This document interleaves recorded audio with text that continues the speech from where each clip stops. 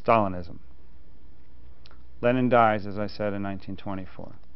Stalin, who's working as a secretary in the Communist Party, consolidates power. There are a number of people competing for power during this period, the period basically of 1924 to 1928. Over a 4-year period, there's a struggle. And it is indeed during this 4-year period that engineers are in there saying, hey, what about us?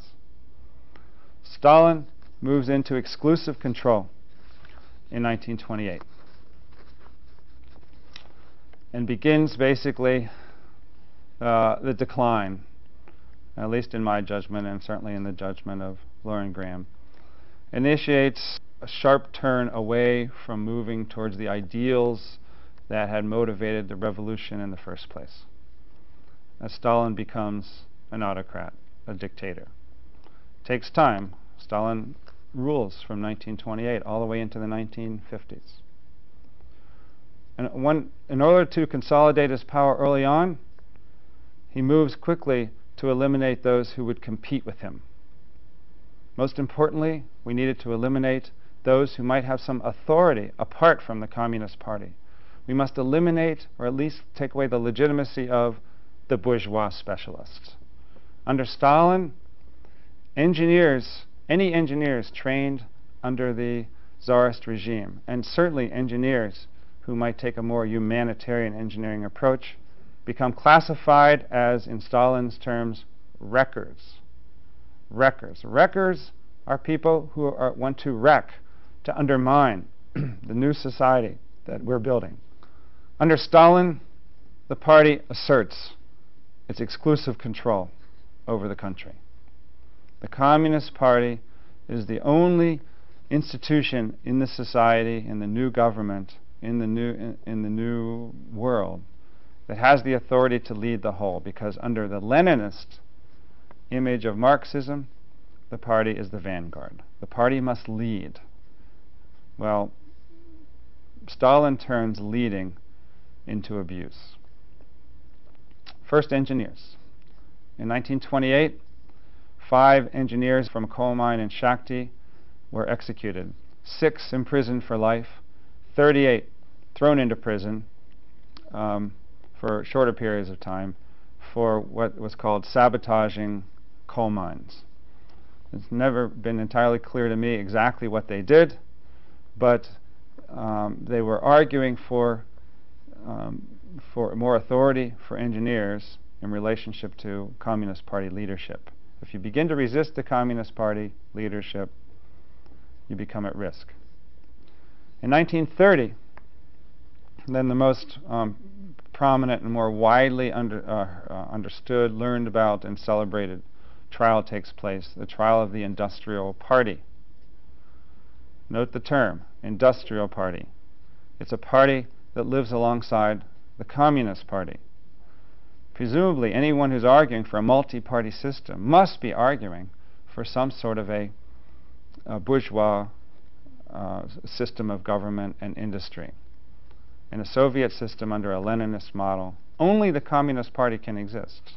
It is not a multi-party system. So, to establish a party, let alone a party that argues for the prominence of engineers, poses a fundamental challenge and a fundamental risk to the Stalinist regime. A trial is held.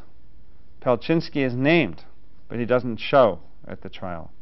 The reason why is Palchinski is already dead. Palchinski had been executed in secrecy.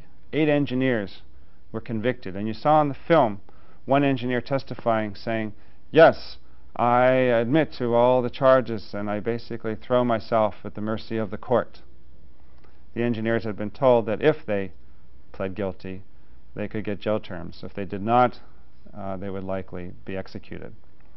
Presumably, it is argued by Graham that Palchinski refused to plead guilty, and he was executed in advance of the trial in order to prevent him from somehow undermining the show value of the trial and the political dimension of the trial, alerting everyone that only the Communist Party rules.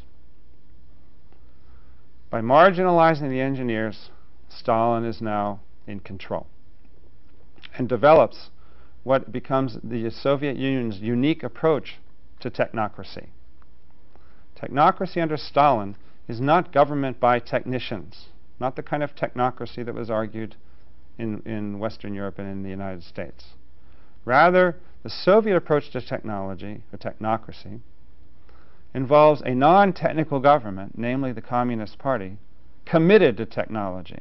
In other words, Soviet technology becomes a headlong drive to adopt new technologies under the leadership of non-technical people.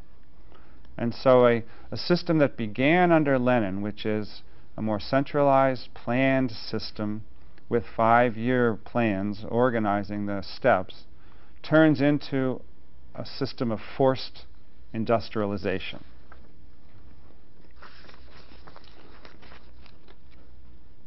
Forced industrialization with a commitment to anything big.